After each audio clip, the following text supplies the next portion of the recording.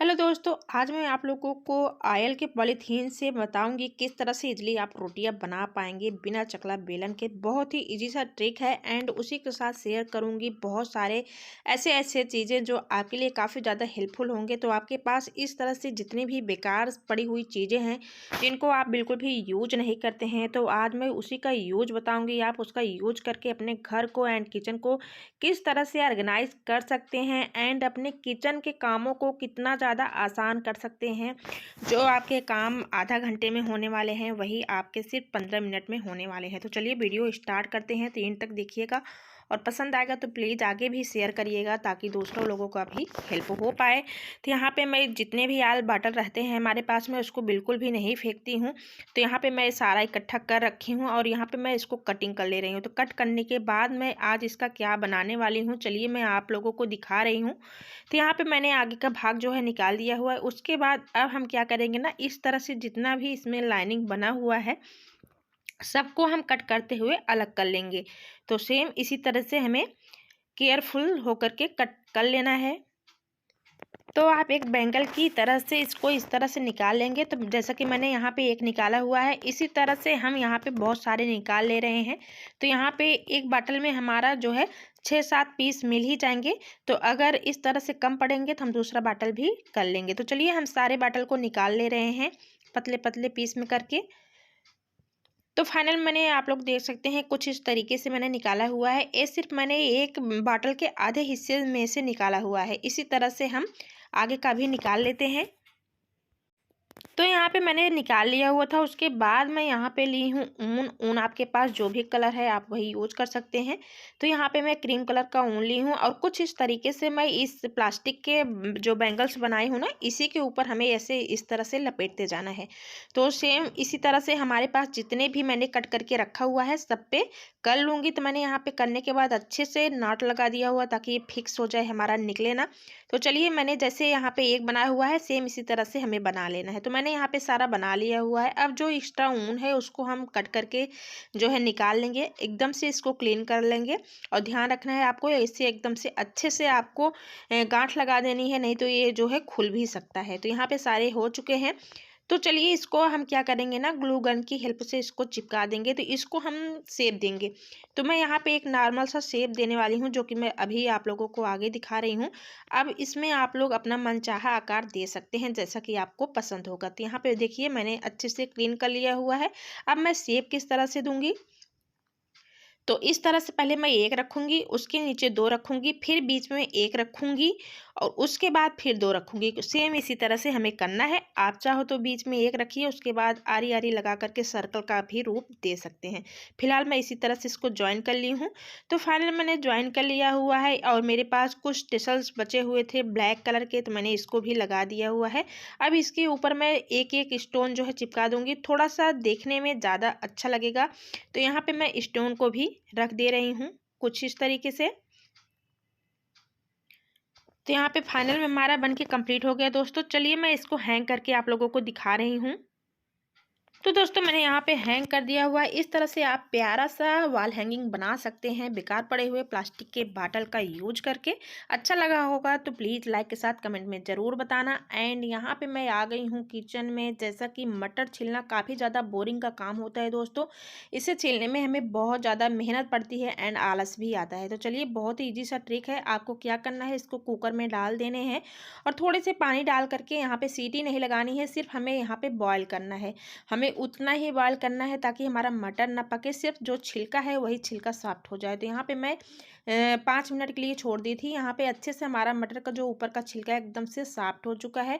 अब चाहो तो आप हाथों से भी इजीली छील सकते हैं बहुत ही इजी तरीके से। एंड आप लोग देख सकते हैं मेरा जो मटर है बिल्कुल भी पका हुआ नहीं है, इससे आपके स्वाद में कोई भी इफेक्ट नहीं पड़ेगा। तो ये ट्राई कर सकते हैं आप, एक हाथों से भी इजीली इसका छिलका जो है निकाल पाएंगे। जैसा आपको इजी लगे आप कर सकते हैं। आप इसी तरह से ग्लास से भी इसका छिलका जो है निकाल सकते हैं। मैंने वीडियो डाला हुआ है तो उसका मैं लिंक डिस्क्रिप्शन बॉक्स में दे दूंगी। फिलहाल मैं आज आप लोगों को दिखा रही हूँ कांटे वाले चम्मच से इजीली हम किस तरह से मटर के छिलकों को निकाल पाते हैं। तो इस तरह के जो फॉग होते हैं हमारे पास पड़े रहते हैं, जब हम तभी इसको यूज करते हैं जब मैगी वगैरह बनाते हैं। तो यहाँ पे आपको क्या करना है, कुछ इस तरीके से देख सकते हैं आपको कर लेने हैं और आपका जो मटर है ना ईजिली निकल जाएगा। तो जैसा कभी कभी प्रॉब्लम होता है ना कि आपके नाखून में थोड़ी बहुत दर्द हो रही है या कोई प्रॉब्लम है आपके हाथों में, तो आपका जो हाथ दर्द हो रहा है तो आप ये ट्रिक जरूर ट्राई कर सकते हैं दोस्तों, और बहुत ईजी तरीके से छिल जाता है। फिलहाल मैं नीचे ही बता रही हूँ, आप प्लेट में रख करके ईजिली छील पाएंगे, जैसा कि मैं यहाँ पे छील ली हूँ। तो बहुत ही इजी सा ट्रिक है, बहुत ही बेस्ट है, ट्राई करना एंड आगे भी शेयर करना ताकि और भी दोस्तों को हेल्प हो पाए दोस्तों। तो इस तरह से आप ढेरों मटर जो है बहुत ही कम समय में छील पाएंगे, आपका नेल भी ख़राब नहीं होगा, साथ ही साथ आपका जो मटर है वो भी छिल जाएगा। बहुत ही बेस्ट है, जो जानते होंगे उनके लिए तो पुराना है, बट जो नहीं जानते हैं उनको तो ज़रूर ही बताना है। तो इस तरह से मैंने यहाँ पे ढेर सारे मटर छील लिए हुए हैं दोस्तों, मुश्किल से हमें 5 मिनट लगा है। तो इस ट्रिक को आप ट्राई करिए एंड सर्दियों के सीजन में मटर का आनंद लीजिए, क्योंकि इससे बहुत ही प्यारी प्यारी सी नई नई रेसिपी हमारी जो है बनती रहती हैं। सो चलते हैं नेक्स्ट आइडिया की तरफ। अच्छा, बच्चे जो होते हैं ना काफ़ी ज़्यादा शरारती होते हैं। जब भी वो लिखने पढ़ने बैठते हैं ना तो बुक के साथ साथ अपने हाथों पैरों पर भी वो अच्छे खासे लिख पढ़ लेते हैं। तो जैसा कि आप लोग देख सकते हैं यहाँ पे अच्छा खासा गोचाई हो चुका है, बहुत ज़्यादा पढ़ाई हो चुकी है। तो विंटर का मौसम है, ऐसे में बच्चे के लिए काफ़ी ज़्यादा प्रॉब्लम दे जाता है, क्योंकि हम जो है इसको अच्छे से रगड़ करके क्लीन करते हैं तो बच्चे की स्किन को भी काफ़ी ज़्यादा इफ़ेक्ट करता है, बहुत ज़्यादा हार्म पहुँचाता है। तो इसके लिए बहुत ही बेस्ट है, आपको यहाँ पे नारियल का तेल लेना है, नहीं तो आप वैसलीन का भी यूज कर सकते हैं। कुछ इस तरीके से आपको अच्छे से जो है लगा लेने हैं फिंगर की हेल्प से। उसके बाद आप कोई भी सॉफ्ट कपड़ा लीजिए या कॉटन लीजिए, आप उसकी हेल्प से आप इजीली निकाल पाएंगे दोस्तों। आपको यहाँ पे साबुन एंड शैम्पू किसी की भी ज़रूरत नहीं पड़ेगी, ना आपको ज़्यादा रगड़ना पड़ेगा, बहुत ही ईजी तरीके से ये अच्छे से क्लीन हो जाता है। तो बच्चे अगर इस तरह से शरारत कर रहे हैं तो आप भी ये ट्रिक ट्राई करिए एंड उनको बिना कोई हानि पहुंचाए अच्छे से क्लीन कर सकते हैं। जैसे कि आप लोग देख सकते हैं बहुत ही इजी तरीके से अच्छे से साफ हो चुका है। अच्छा, होता क्या है, कभी कभी हमारे पास इतनी प्यारी प्यारी चूड़ियाँ होती हैं जिनको हम बिल्कुल भी फेंक नहीं पाते हैं, उनको रखे रहते हैं और समय के साथ साथ वो ओल्ड भी हो जाते हैं और काफ़ी ज़्यादा पुराना भी दिखने लगता है, या हम उसको कहीं पहन के नहीं जाते हैं, छोटा भी हो जाता है। तो चलिए इसको हम फेंकते नहीं हैं, इसका यूज कर लेते हैं अपने घर को ऑर्गेनाइज करने के लिए। बहुत ही बेस्ट ट्रिक है दोस्तों। आप जो है चूड़ियों में भी ढेरों कपड़े ऑर्गेनाइज करके रख सकते हैं, बहुत ही आसान सा ट्रिक है। तो यहाँ पे बहुत ही प्यारी सी चूड़ी लग रही है, और ध्यान रखना है आज जो ट्रिक मैं आप लोगों के साथ शेयर कर रही हूँ उसमें आप लोगों को कांच की चूड़ियाँ बिल्कुल भी नहीं चाहिए होगा, आपको मेटल की ही चूड़ियाँ चाहिए होगी। तो यहाँ पे जैसा कि मैं आप लोगों को दिखा रही हूँ बिल्कुल मेटल की है। तो मेटल की चूड़ियाँ वैसे भी हम लोगों के यहाँ पहनी नहीं जाती हैं, हम हिंदू लोगों में कांच की चूड़ियाँ ही शुभ मानी जाती हैं। तो मेटल की चूड़ियाँ वैसे भी हमारे पास पड़ी रहती हैं। तो चलिए आज इसका हम यूज कर लेते हैं, इसमें ढेरों कपड़े रखते हैं क्योंकि विंटर का मौसम आ गया है। ऐसे में आप घर की सफाई कितना भी कर लो, बट जो कपड़े हैं ना इधर उधर फैले रहते हैं तो ऐसा लगता है कि हमारा घर पूरा गंदा पड़ा हुआ है।